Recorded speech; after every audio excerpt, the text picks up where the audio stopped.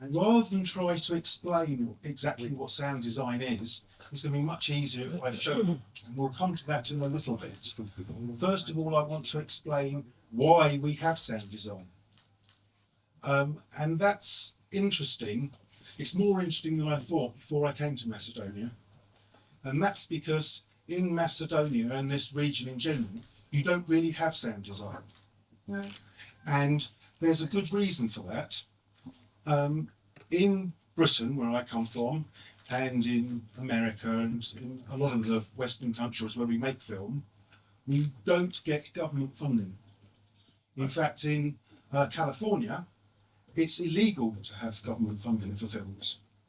So they get their money from investors. And investors don't like giving money away. They like putting money into something and getting more back. So the film and TV industry in Britain and in America is commercial.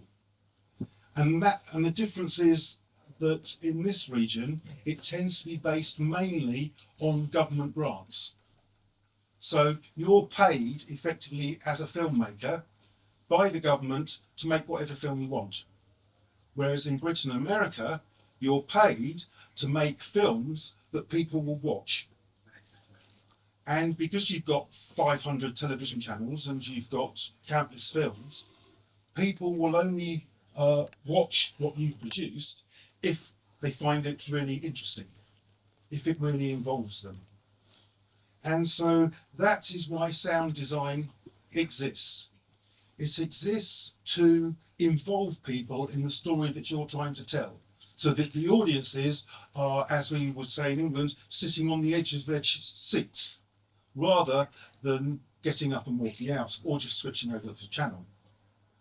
And that's also an interesting difference I've noticed between Macedonia and Britain and America, is that particularly in America, if people don't like a film, some will get up and leave, some will just sit there and go on Facebook for an hour and a half on their mobile phones, and quite a lot will actually go and complain and demand their money back from the manager. That's quite rare here. People don't tend to complain. They'll say, oh, that wasn't a very good film, but they won't actually go and say, I want my money back. I've just paid 500 dinars to watch rubbish and I want my money back. I've never really seen that here, whereas in America it's quite common. In Britain that's not common, but then they will go on social media and just say, don't go to this film, it's a waste of money. So we have to create films that keep people on the edge of their seats. Now, one way of doing that, of course, is by having a $250 million budget and having wall-to-wall space battle scenes. But that's not practical for most films. They don't have that sort of budget. And here, particularly, you never get anywhere near that sort of budget. But that's also true in Britain. A lot of British films have relatively small budgets. How do we create this interest so that people don't suddenly get bored? Well, most filmmakers, and in fact most storytellers of any type, not just films but books or anything, we talk about shape, or we can think in terms of shape. If you think of a story, we have what's called a story arc, a shape like this, which shows us a rough shape of our story. But that's a very simplistic view. Most stories are broken down to at least some degree into acts, and each act has its shape. And when I talk about shape, I'm talking about a combination of things. It's not just in terms of, say, loudness of sound, so a quiet scene and a loud scene, but it's also in terms of emotional intensity.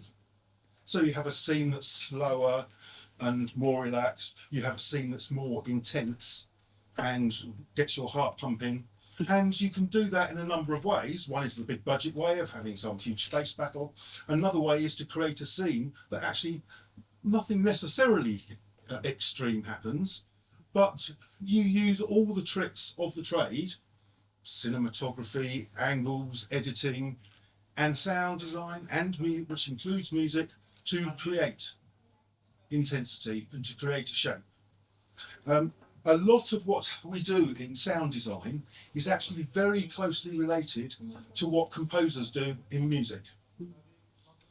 Because psychologically, and I'll talk a lot about psychology, because when we hear things, we tend to say, I use my ears, but in fact, that's not really true. You do use your ears, but what you hear isn't from your ears. What you hear is an interpretation of your brain, a perception. And that means that we can influence your perception by changing the sounds that we create and making you think you're hearing and seeing things and manipulate what you think you're hearing and feeling and seeing. One of the things we can do with sound design, for example, is if you have a scene and a central character, and the central character is saying something in the story, but it's not particularly important, or it is important, but we have another character maybe in the background that's doing something that we want the audience to really pay attention to, well, we can push the audience to pay attention to that with the sound design. We can manipulate them into looking where we want on a particular shot or angle. And that's just one of a very simple, a number of very simple examples. The interesting thing about sound design, as indeed with cinematography and filmmaking in general, is that it has to evolve. Because audiences get used to something and it no longer has that emotional impact. If we look back to the early 1900s, we had a 3.5 minute film with a stationary camera next to a rail track and a train coming towards the camera. When that was shown, for the first few showings, people ran out of the cinema screaming, thinking they were going to be hit by a train. If you show that scene today in the cinema, they won't even look up from their mobile phone, because that's just boring. They get used to it. And it's the same with sound design. There are certain tricks that we can use and have used that now the audience know, and we can't use those tricks anymore. Or we can use the fact they do know those tricks against them. A classic example is the horror film genre, where suddenly the sound gets quiet. And the audience go, all right, there's going to be a big bang now. There's going to be something frightening. Because a trick of composing music and of doing sound is contrast. So if I'm speaking very loudly, and I'm speaking very loudly all the time for quite a period of time, and then I really shout, it's not really much louder. But if I speak very quietly for some time, so that you can't hear me very closely, and then I shout, then it's quite shocking. Because for the brain, it's not the loudness of something, it's the contrast. To make something appear really loud, you have to do something very quiet. So in film, they got quieter and quieter, near to the big, shocking horror sound, but then the audiences got used to that and they were waiting for it. So now what we do is we make the sound go quieter and quieter, and the audience is going like this, and we put a cup down. So it doesn't happen, they go, oh, and then we do the big bang. And sooner or later they get used to that and we'll go on to something else. So it's a constant evolution, the same as it is with cinematography. You can't just have a stationary camera and a train coming towards you and scare the hell out of the audience anymore. You have to be a lot more creative with your cinematography and camera work and editing to get the same effect. It's a constant battle of evolution. So that's why we have sound design, is to help create these shapes. And as with, say, a story arc and the arc of an act or the arc of a scene, we've also got exactly the same we do with sound. So, and we do that all the time. If I was to speak like this all the time and not change my tone or change my speed or do anything else, it's very boring and you'll all walk out very quickly. When we speak, every sentence that we say has a shape. And with sound design, we take that into account as well. It's always some sort of shape. So as filmmakers, we have to think about the shots that we're creating, the scenes that we've got, and how we juxtapose those scenes to create contrast, the slower scenes and then more intense scenes or faster scenes. And that's regardless of whether we're making a war film or whether we're making just a quiet drama. A classic example I'm sure you've all seen is Saving Private Ryan. The opening scenes are the scenes where he's an old man, and we jump back into his past life, which is the landing at on a Normandy beach, Omaha Beach in Normandy. And we then have over 18 minutes of solid battle, heavy artillery, machine guns. But after 18 minutes, that's way too long. 18 minutes, even though it's loud and very dynamic, with all the weapon fire and everything going on, nevertheless, that becomes the standard. The same as if I'm speaking loudly. And then if that's the standard, then that eventually becomes boring. So what you have to do is put some shape in there. And what does Spielberg do?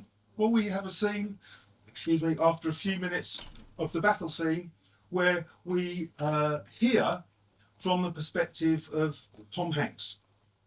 From his character, he gets slightly shell-shocked, and all the sound suddenly goes dull and quiet because he can't hear anything anymore. Well, that's a very clever sound design trick. He's taken the whole level down. He's reset your brain to a new low level, so that when we go back into the battle again a few minutes later, suddenly it's all shocking again. So it's this contrast that he's created, and you see that trick in a number of films. There's a big battle scene in Master and Commander where they do exactly the same thing. Tom Hanks, you go into Tom Hanks' head and he's a bit shell-shocked. It's all dull and quiet, and that's a reset so that you can start again. So all the time we are thinking in terms of creating these shapes, this shape and interest in everything that we're doing, so the audience is on the edge of the seat, not out of it and out of the door, or onto a different channel. What I'd like to do is give an example of a scene that actually is a typical low-budget scene. It's actually a high-budget production, but the scene isn't high budget. It's stationary. It's in a room. There's no real action. But with low budget, we create a very intense scene. So I'll give you a little bit of background to this, and that is it was a police drama series by a very famous police drama writer and producer, probably the most famous in Britain, called Linda LaPlante. And the story up until now is there's been 2 murders of women by a serial killer, and it's particularly nasty. He doesn't just kill them, he tortures them first. He ties them up, he cuts off one of their breasts, and he slices their throat, and eventually they die of blood loss in agony. So it's not very pleasant at all. And there's been 2 murders, but 3 attacks. And in one of the attacks, the woman didn't die. The woman was a prostitute. It turns out that's not important because one of the victims was also a school teacher, and so it's got nothing to do with the fact that she's a sex worker.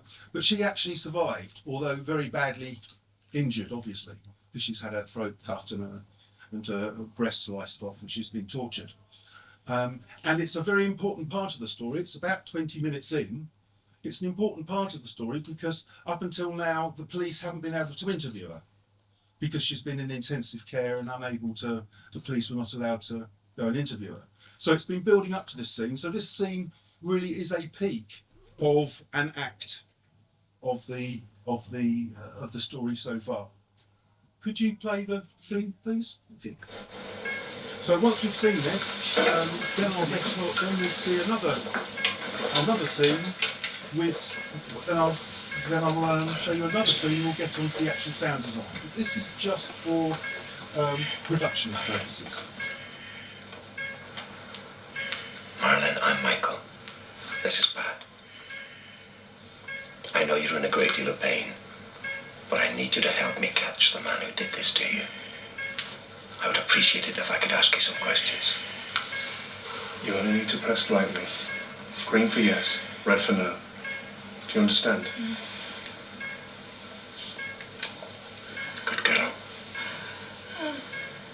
Okay, let's make this as short as possible, yeah? Marlon, did you know the man who attacked you? No. Was he white?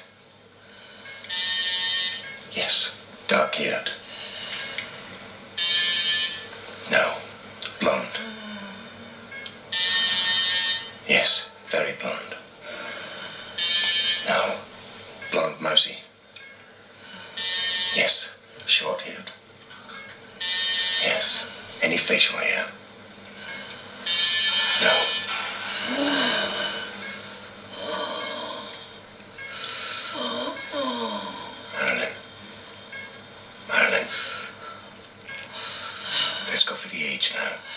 Was it between 16 and 20? No. 20 and 25? No. 25 and 30? Yes. Tall? No. Between 5'8" and 6 foot? Medium build? No. Slim build? Yes. Did he have an accent? Yes. Foreign? No. English? Yes. Local? Yes. You're doing great, sweetheart. Did he pick you up like a punter? Yes. Had you seen him in the area before? No.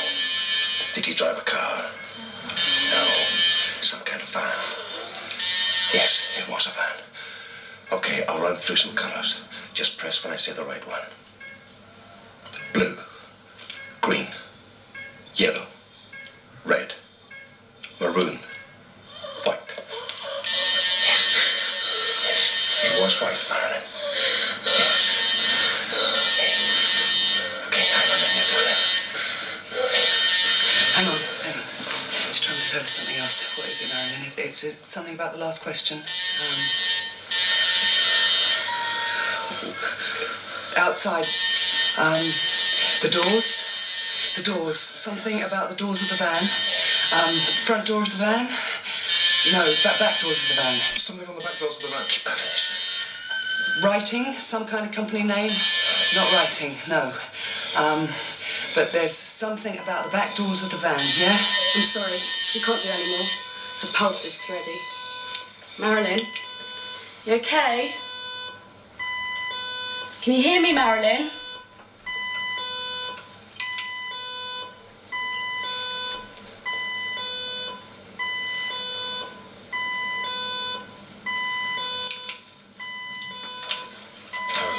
Marilyn. Can you tell me something about the back doors of the van, yeah? I need to speak to Dr. Jaffrey immediately. Was there a picture? No. Marilyn Sparks' respiratory rate is rapid and shallow, up to 32 per minute.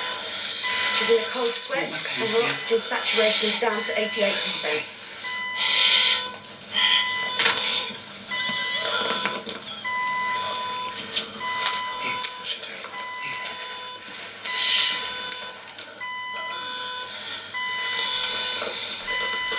She's trying to write something.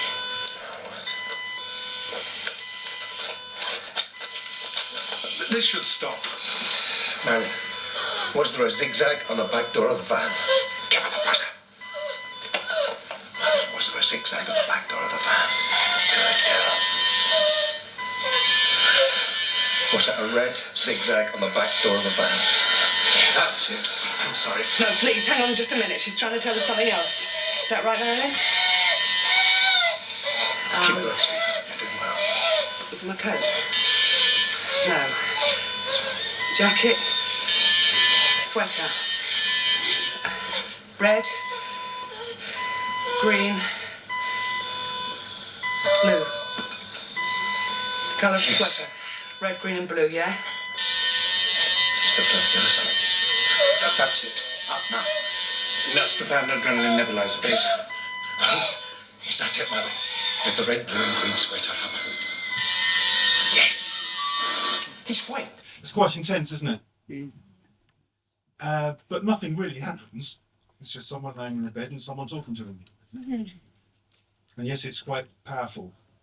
It creates the shape, it creates interest. People aren't going to switch over in the middle of that, are they? Out of the cinema. They're going to at least wait until the scene's over.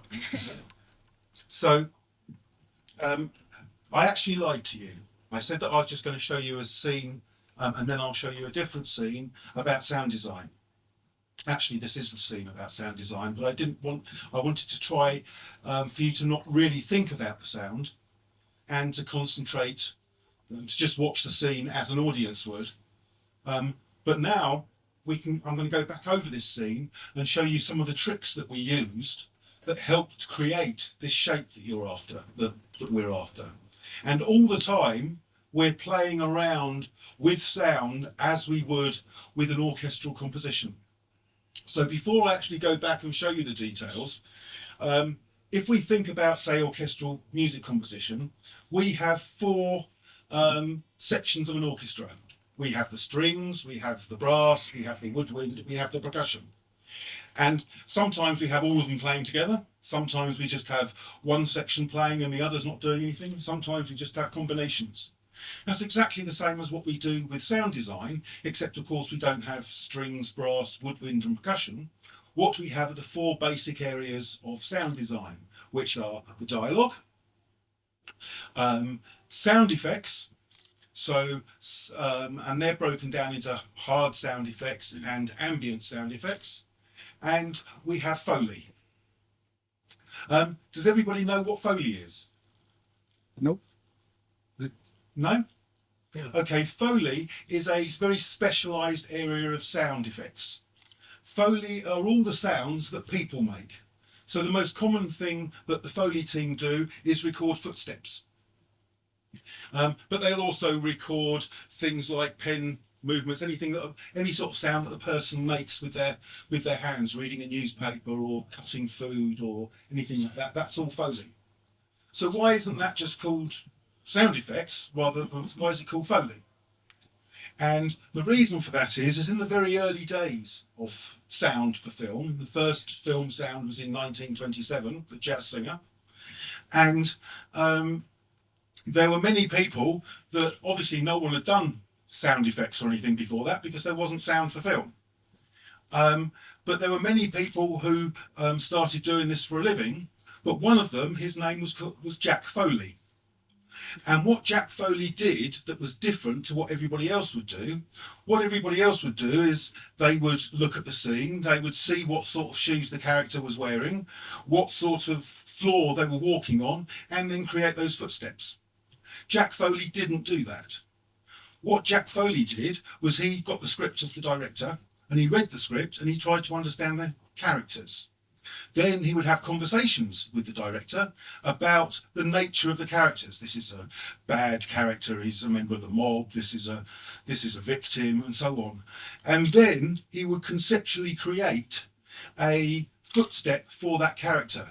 So for example, a baddie might have just a very slight, almost imperceptible drag to his footstep, or there'd be some aspects of sound that of the way the person walked that would create an impression of who that person was. Now that doesn't sound very impressive to most of us, but actually it was. The audiences noticed, although they didn't realise they noticed, and directors noticed, because the audiences were much more involved in their stories. So they started saying, no, I don't want footstep sound effects here, I want Jack Foley.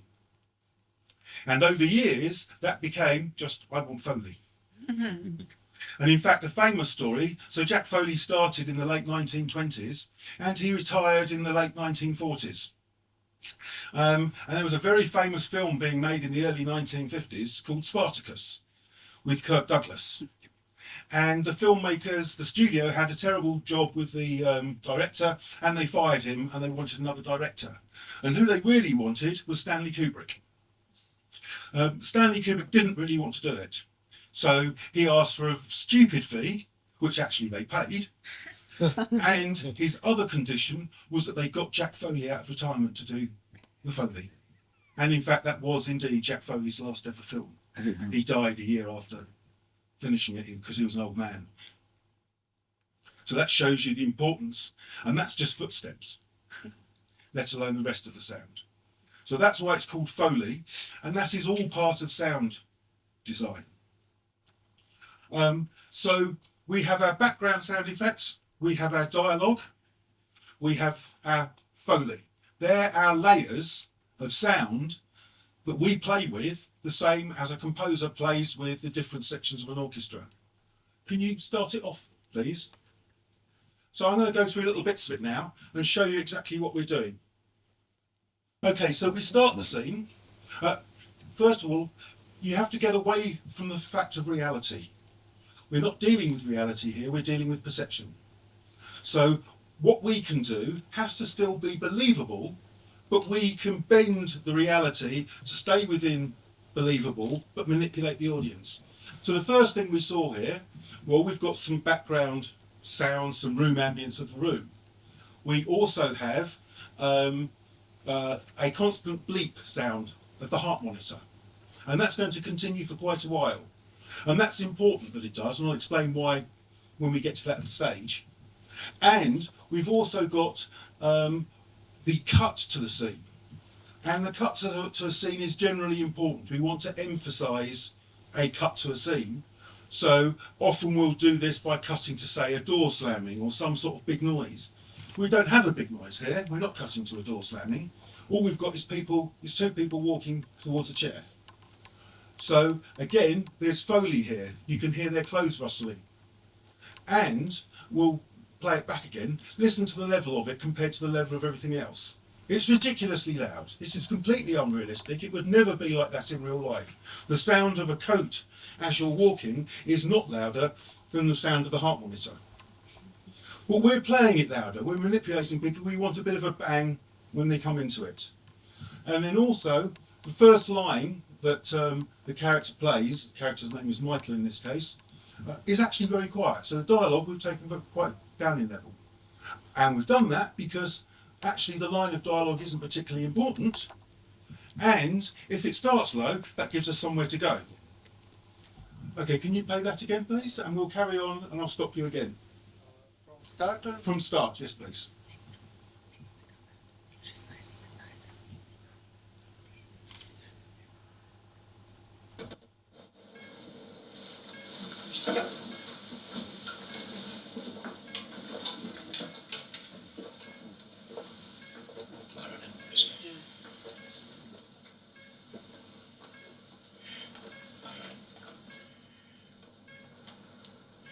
Marlon, I'm Michael. This is bad. I know you're in a great deal of pain, but I need you to help me catch the man who did this to you. I would appreciate it if I could ask you some questions. You only need to press lightly. Green for yes, red for no. Do you understand? So you notice that at the beginning now, with the clothes rustling as they're walking in. It's quite impact, even though there's no sound really there that should be that loud. The clothes rustling were much louder than Michael talking. Then his level comes up a little bit. We've also got some Foley. That's Pat, who's the female police officer, and that's the sound of her writing on the notepad. That's because there's nothing really going on, and we want to keep something of interest happening there. There's also a background sound. And the shot before this that you don't see is them arriving at the hospital, and we know that hospitals have a particular type of sound. They generally have very large spaces and they're tiled, so you get a lot of distant reflection. And so that's what we're doing on the background sound here to do that. Also, interestingly, at this stage, is what we haven't got in there. So our layers of, say, string, brass, percussion and woodwind, well, we've just really got the strings going at the moment.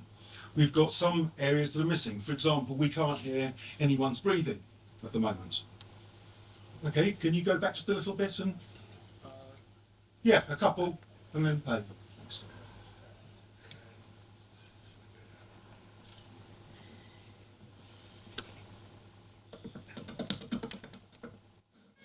Do you understand? Good girl. Okay, let's make this as short as possible, yeah? So slight breath. Marlon, did you know the man who attacked you? No. Was he white? Yes. Dark-haired? Michael's dialogue is much louder now No. and more Blonde. in your face. Yes. Very blonde.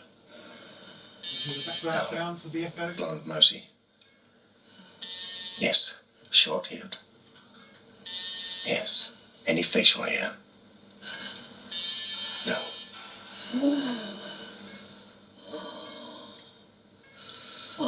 And we've got the breath sounds around him. Bringing those up there. Let's go for the age now. Was it between 16 and 20? No. 20 and 25? No. 25 and 30? No. Yes. What's the background sound? Tall. Uphill breathing. Between 5'8" and 6 foot. Medium build? His dialogue. Slim build. Did he have an accent? Yes. Foreign? No. English? Yes. Local? Yes. You're doing great, sweetheart. I'm starting to hear some breaths of Did he pick you up like a punter? when you know. Yes. Had you seen him in the area before? No. Did he drive a car? No. Some kind of van? Yes, it was a van. Breath Okay, sounds I'll run always through some slightly colours. increasing. Just press when I say the right one. Take it Blue, green, here. yellow, red. Where's it all gone? Where's it all gone? The background sounds are gone. Is she dead? Did she stop breathing? Well, we can't hear it anymore. Same with his. Also, his dialogue is a little bit lower. This is shape. Now we've gone back down a little bit. And we've gone back down so that we've got somewhere to build up to again. So it's constantly thinking about this shape. Okay, back up a little bit and...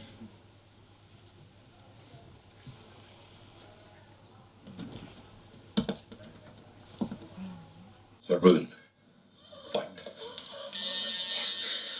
Yes. It was white, Marilyn. Yes. Okay, now All the breathing. The buzzer, the breathing. She's trying to tell us something else. What is it, Marilyn? It's something about the last question. Outside. The doors. The doors. Something about the doors of the van. Front door of the van. No, back doors of the van. something on the back doors of the van. Spanish. Writing. Some kind of company name. Not writing. No. But there's something about the back doors of the van. Yeah. I'm sorry, she can't do any more. The pulse is thready. Marilyn, you okay? Okay, so we've reached a peak, another peak there. With Pat's breathing, with Marilyn, the victim's breathing, quite a lot of Foley, background sound. We've got pretty much all of it going there. We've got a full orchestra playing. We've built up quite a lot. But what's quite surprising, and maybe you don't realise how shocking it is that in the scene so far, all the way through, we've had beep, beep, beep, beep, and the brain is a pattern matching machine. It matches this pattern, it hears that bleep, and after a while it says, okay, that bleep is always there, it's always the same, we can really ignore that. And so you're not really very conscious of it anymore. But when it changes, it's suddenly shocking. The sound of the heart monitor changes completely, and that's an almost shocking sound because our brain is so used to this constant thing that's exactly the same. To change that is a big psychological impact. So and believe me, the sound effects team spent a long time coming up with the different heart monitor sounds to help that impact. And the same with the buzzer. We had about 20 different buzzer sounds until the director found the one that they really liked the best. And now, after we've had just this big impact, all of a sudden we're doing a reset again. If you listen here, all we've got is the heart monitor and pretty much nothing else. Marilyn's not breathing anymore, even the police officer is dead. There's no breathing of anybody, there's no background sound, there's the occasional little bit of Foley, so it doesn't sound really ridiculous, but actually everything has gone really apart from the heart monitor. And again, so we've gone right down again, so we've got somewhere to go back up again. Just back a bit, please.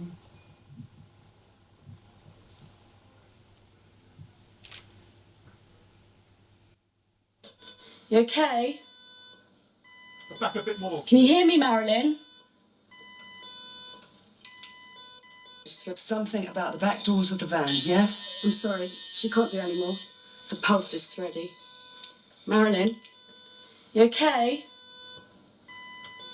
Can you hear me, Marilyn? So nothing, just a bit of room tone and the monitor.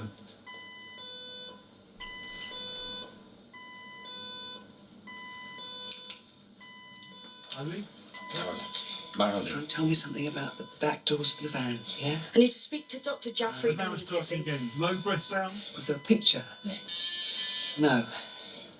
Marilyn Sparks' respiratory rate is rapid and shallow, up to 32 per minute. She's in a cold sweat and her oxygen saturation is down to 88%. You hear it building all the time. The layers breathing now. Marilyn's breathing and Lauren's. Here, what's she doing? Here.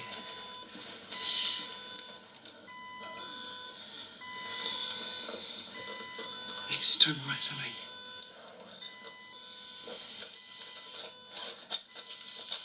This should stop. Mary, was there a zigzag on the back door of the van? This is a good example here of the art of Foley. We have got, when we see her writing on the paper, it sounds like a pen on paper. But actually we cut away from that, but we carry on hearing the sound of her writing on the paper. But now it's really extreme. You can almost hear the paper ripping. And the idea of that is to give the audience an impression that she's under extreme stress and obviously anger at what she's done. And you hear this ripping sound. It's almost metaphorical for the pain and anguish that she is going through. And that is the idea of that. And we can do anything we like with the Foley at this point because you're not actually seeing it anymore. So really, we can't see the paper being ripped, but we can certainly hear the sound of it. Have a listen to how extreme that pen on paper is. And then we'll carry on building up again. Thanks. Back a little bit. And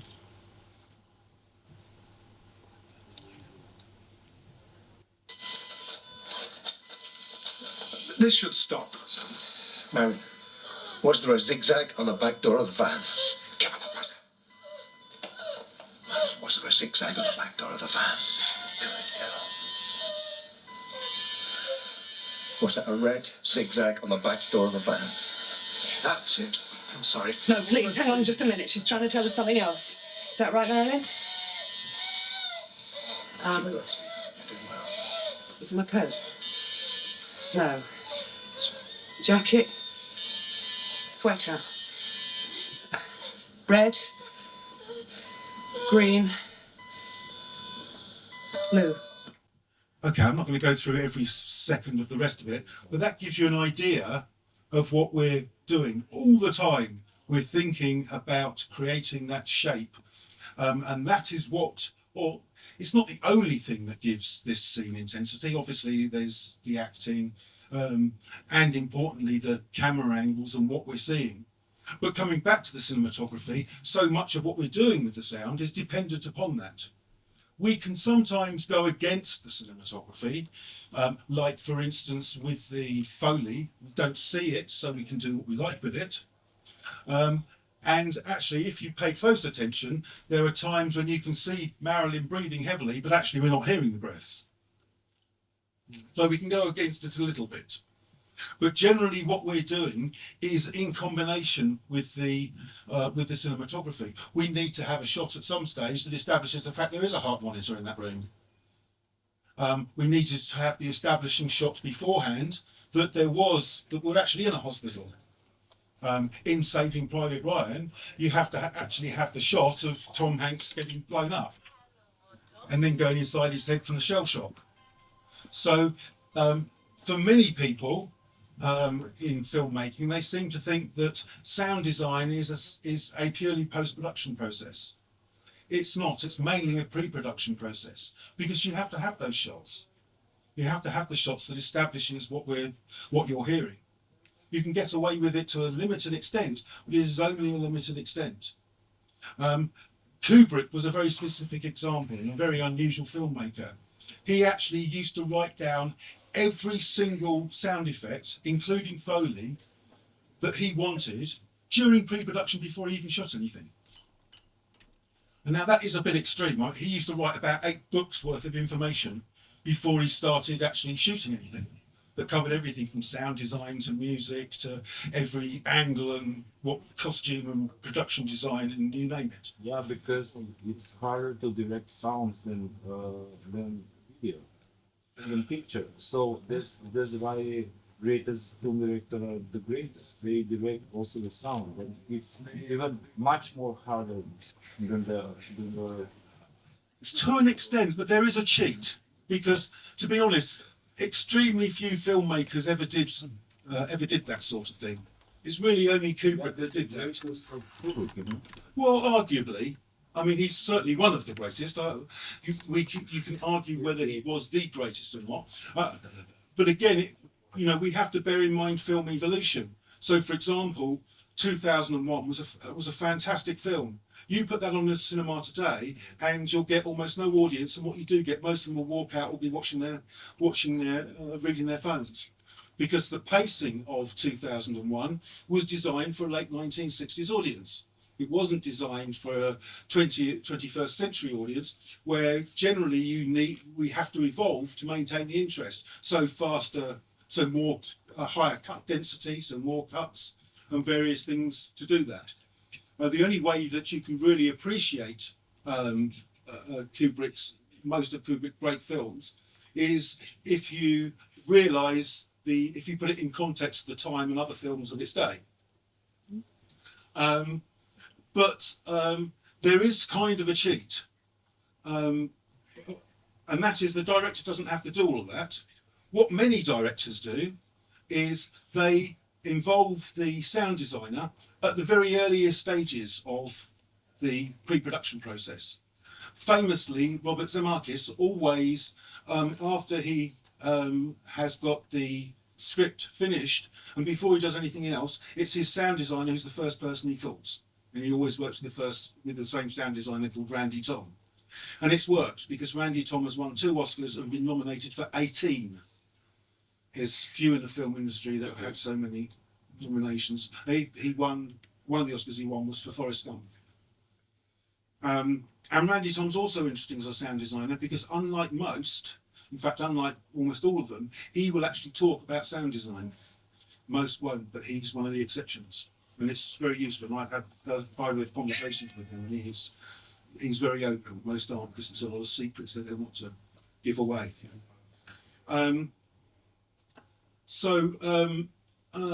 What happens is they get a sound designer on board early, and quite often they'll have a sound designer in the room with the cinematographer when they're deciding on the shot list, because the sound designer will inform something to do with the shots. Like, for example, okay, we have a shot here in a bathroom, and sound designer might say, well, can we have a pipe in maybe the establishing shot or one of the shots? And what we're doing, unlike Kubrick, we're not specifically planning exactly every detail that we'll have. What we're doing is we are creating opportunity for sound design. So maybe in a wide interior shot, you'll see the window open. Then we'll perhaps go to a 2-shot or an over the shoulder or a closer shot, and we don't see the window anymore. And obviously when we're shooting, we can then close the window and shoot the shot. But the advantage of that is with the window open, we've potentially got background noises that are anything that could be happening outside. Better still, if when that window is open and we have an establishing shot, in the background we can see a factory, or because factories have a huge range of complex sounds. Some are aggressive, some are pleasant, some are really harsh and nasty. And that gives us a whole range of sounds that we can have in the background. And background sounds are random in real life. In film, they can appear random, but not be. Possibly the most famous example of that would be the famous scene in Godfather where, I can't remember his name now, I think it's Michael, is doing his first murder. And it's set in an apartment in Chicago, and they have raised train tracks when trains going past.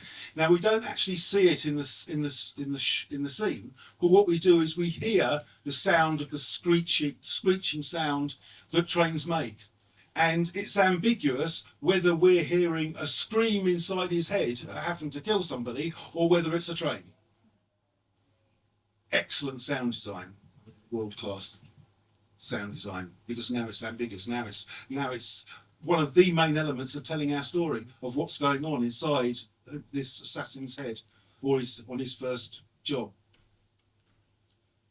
Hopefully you've seen there. I've given you some good idea about the importance of working with cinematography for sound. About not necessarily planning every tiny detail in pre-production that you want for post-production, but just providing the opportunities for post-production later. If we have a window open in a room, when we see the shot, we can have all these wonderful background sounds, or we can have none at all. No one says you have to have sound coming through the window, or you have to be aware of it. It's giving us the option. And this is vital, because when we get to post-production and we start the picture editing process, it's only really then that you see, okay, well, this scene next to this scene, okay, this dips a bit too much in pace and people are going to get bored. We need to have something here. Where's the sound designer? That's where we can come in and start to help the filmmaking process, taking us over cuts. You'll notice, I don't know if you did notice, but early on, when that scene starts, we've got the Foley of Pat making notes. But actually, the Foley carries on much longer because we're using the Foley to help take us across the cuts to different angles. So we're thinking about transitions as well.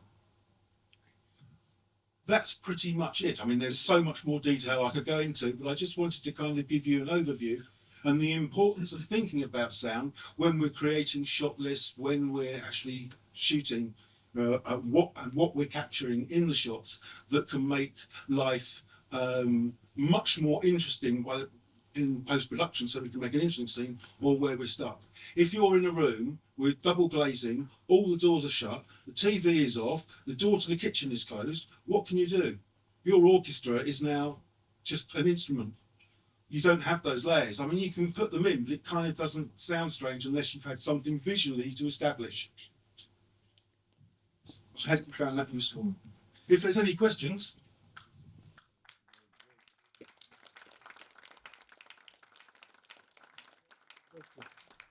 Yes. One question. What is your opinion that the sound recordist will be the same person in post-production as a sound designer? Typically not at all, no.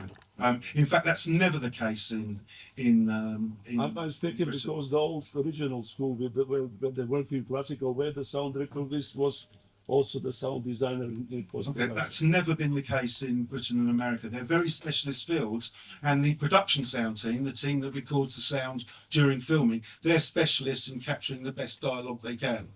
The post-production audio process of the sound design, that's very different. I've never come across a situation in Britain or the United States where you've got the same team doing both. They're completely separated. On pre-production, who's creating this open window for the opportunities of sound designer? Is it you who's asking director and cinematographer to add something to the storyboard, or they should be experienced enough to edit themselves, or how it usually works? Either or is the answer to that. As I say, Robert Zemeckis gets Randy Tom in from the outset, and Randy Tom's at every single meeting they do where they're deciding what the shot list should be and what each shot should contain. Some directors don't do that. Steven Spielberg very rarely does that, but then he's got such enormous experience he can work it out for himself. Because it's not actually that difficult. All you're doing is providing opportunities. And he already knows this. Steven Spielberg knows a great deal about sound. And actually, he also always works with one sound designer called Gary Rydstrom, who is arguably one of the greatest sound designers who's ever lived. But he certainly does involve Gary Rydstrom in the pre-production process. I saw an interview with Gary Rydstrom explaining the conversations they had about the opening battle scenes during pre-production. When you're working as a sound designer, do you have your team with the Foley artists that you choose it, or? Yes. Yes. But it's very important that you have a team to produce the sound.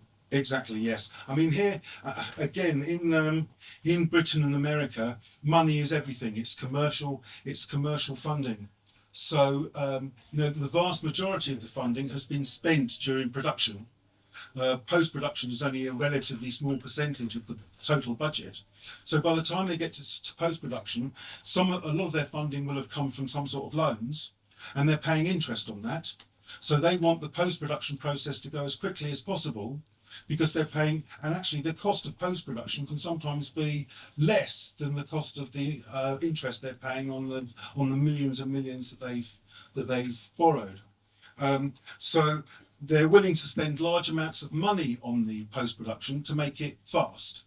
So typically, if you go onto IMDb or something and you look up a typical Hollywood film, you go to the extra crew, go to the sound department, you'll typically find between 25 and 80 people in the audio post-production team.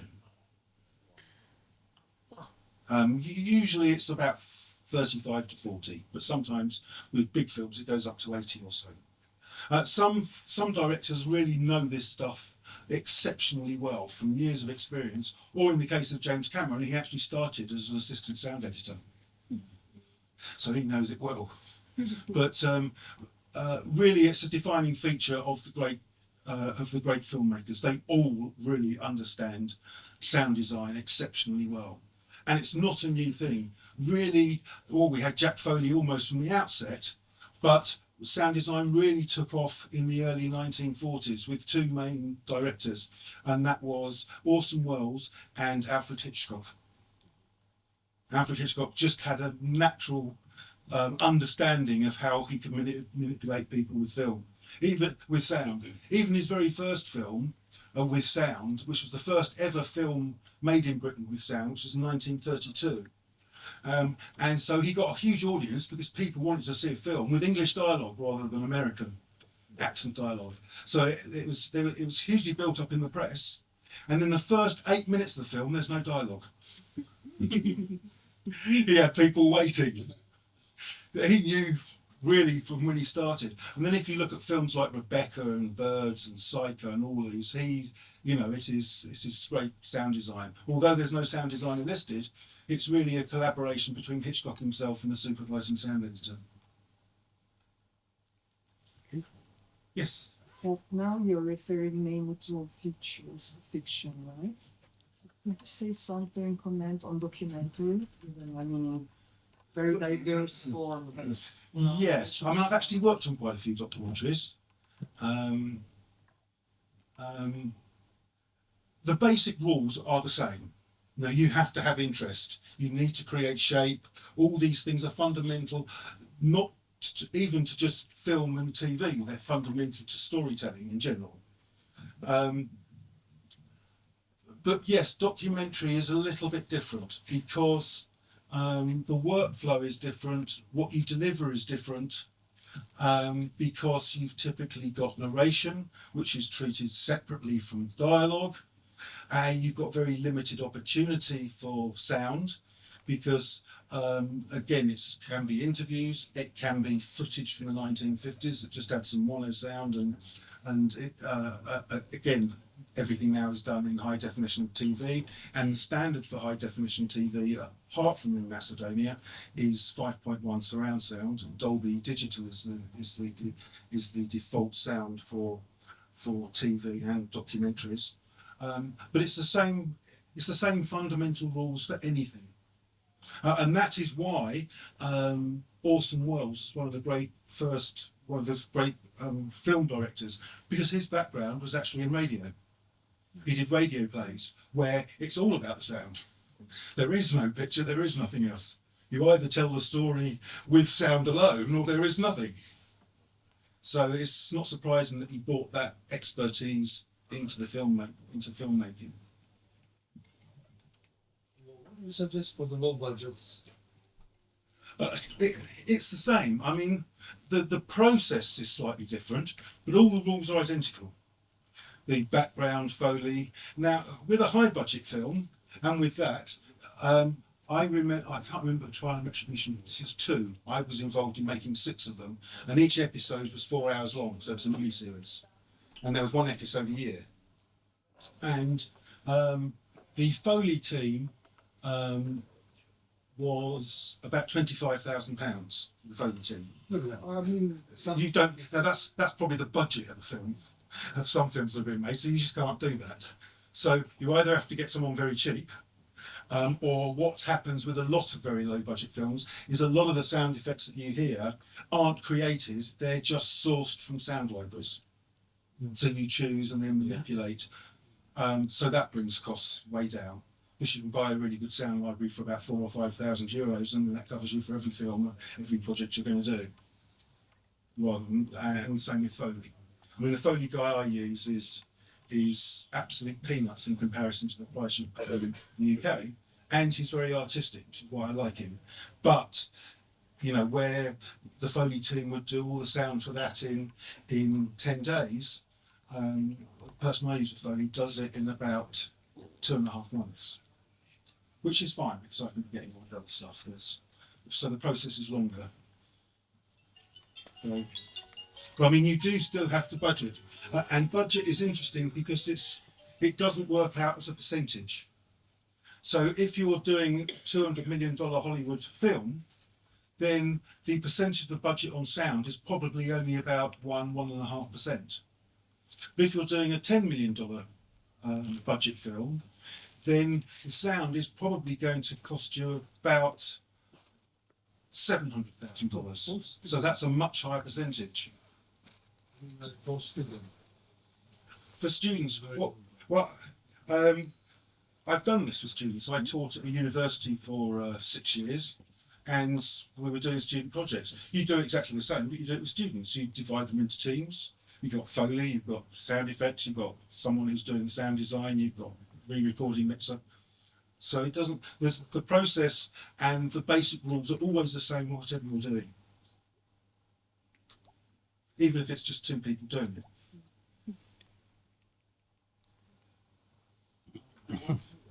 Sorry, this will be the last question, by the way. Yes. I want to ask if there are any instructions you would like to suggest because I'm really new to like sound design and I'm a film student, but I only got one class for 1 hour about sound design in my school. Yeah. And I would like to like learn more about it, but Well, again, you can look up Randy Tom online. He's written a fair bit. There was it's very old now, but there was a website called filmsound.org, and that went into quite a lot of detail. Had quite a lot of stuff from Randy Tom and from some of the other great sound designers like Walter Murch. There's a lot of information there.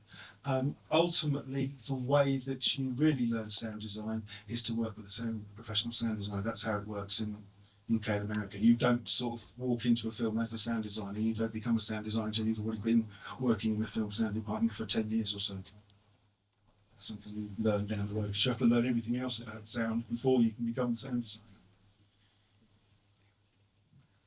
Thank you. Thank you.